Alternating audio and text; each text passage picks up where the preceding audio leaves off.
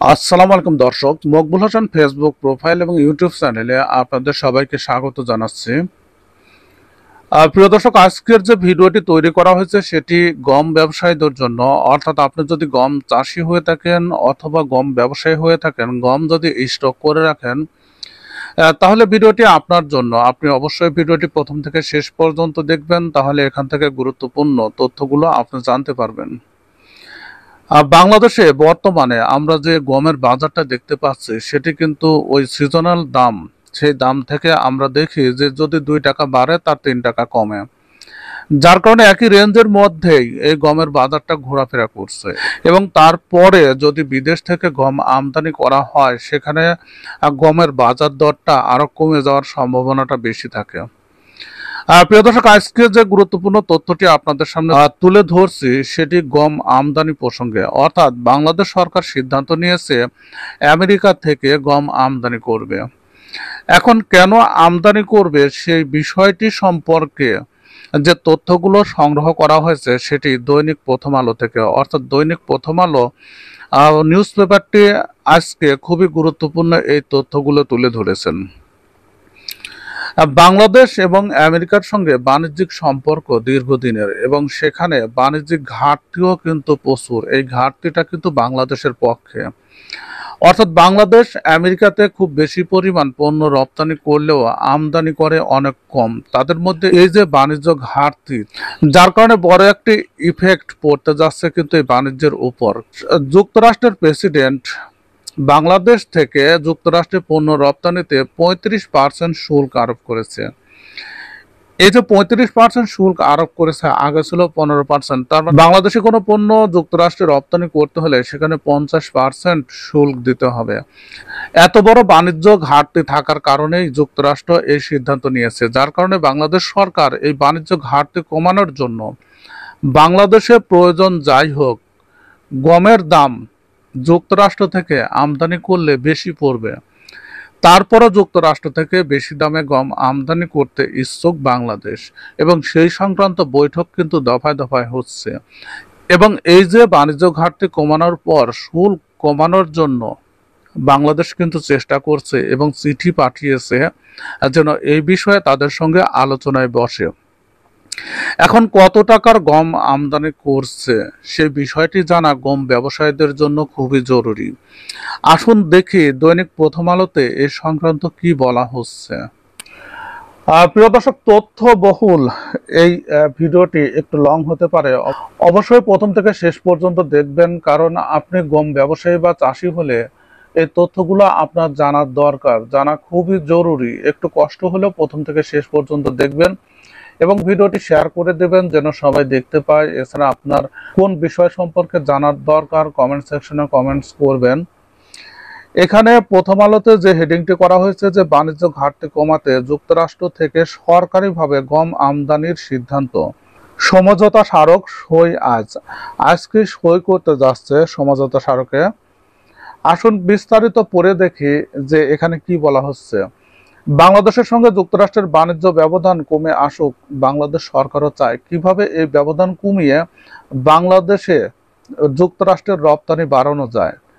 সেই জন্যই মার্কিন রপ্তানিকারক প্রতিষ্ঠান ও সংস্থাগুলোর সঙ্গে ধারাবাহিকভাবে বৈঠক করছে বাণিজ্য মন্ত্রণালয়। তার অংশ হিসাবে প্রথমবারের মতো যুক্তরাষ্ট্র থেকে সরকারিভাবে গম আমদানি করতে যাচ্ছে বাংলাদেশ। এর আগেও কিন্তু আমদানি হয়েছে, সেটি কিন্তু সরকারিভাবে আমদানি করা হয়নি, সাহায্য সহযোগিতা তারা করেছে সেইটুকুই। কিন্তু এই প্রথম যুক্তরাষ্ট্র থেকে বাংলাদেশ সরাসরি গম আমদানি করবে। এতদিন যুক্তরাষ্ট্র থেকে গম আসতো সাহায্য হিসাবে, বাণিজ্য মন্ত্রণালয় ও খাদ্য মন্ত্রণালয়ের সূত্রে এ তথ্য জানা গেছে। যুক্তরাষ্ট্র থেকে গম আমদানির জন্য উভয় দেশের মধ্যে সমঝোতা স্মারক অর্থাৎ MOU সই হবে আজ রোববার।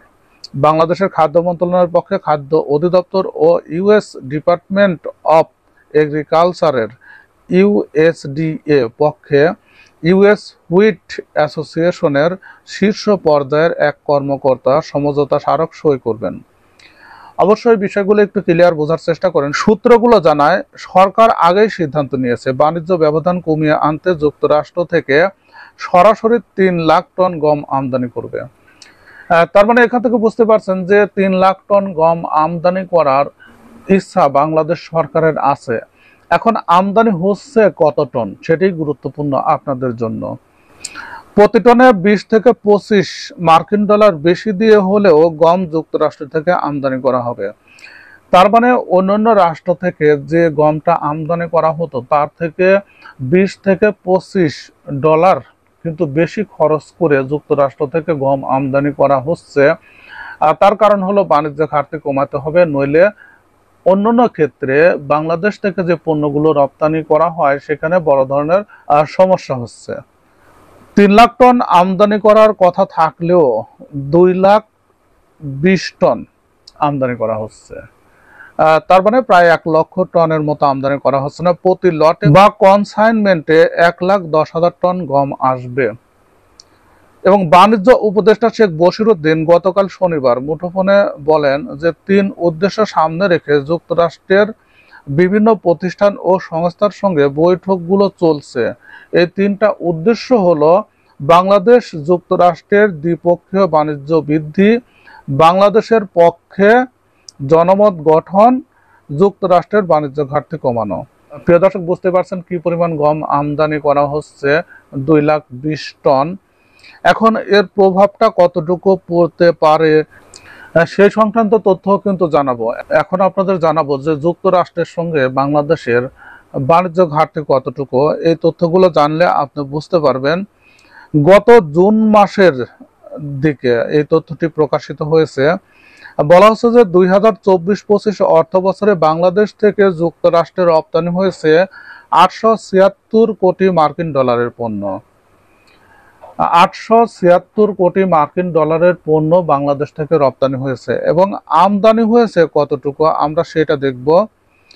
যে 250 কোটি ডলার, 876 কোটি ডলারের পণ্য রপ্তানি করা হয়েছে, 250 কোটি ডলারের পণ্য আমদানি করা হয়েছে।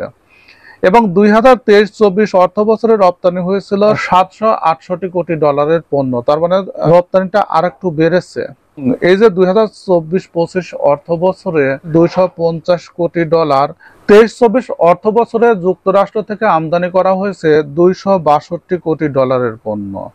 আর তার মানে 23-24 অর্থ বছর থেকে 24-25 অর্থ বছরে যুক্তরাষ্ট্রে রপ্তানি বেশি হয়েছে বাংলাদেশ থেকে এবং আমদানিটা কমে গেছে। 2023-24 অর্থ বছরে রপ্তানি হয়েছিল 768 কোটি ডলারের পণ্য রপ্তানি হয়। তার মানে 100 কোটি ডলারেরও বেশি পরিমাণ রপ্তানি হয়েছে 2023-24 অর্থ বছরে। এবং 2024-25 অর্থ বছরে আমদানি করা হয় মাত্র 250 কোটি ডলারের, যেখানে 23-24 অর্থ বছরে আমদানি করা হয়েছিল 262 কোটি ডলারের।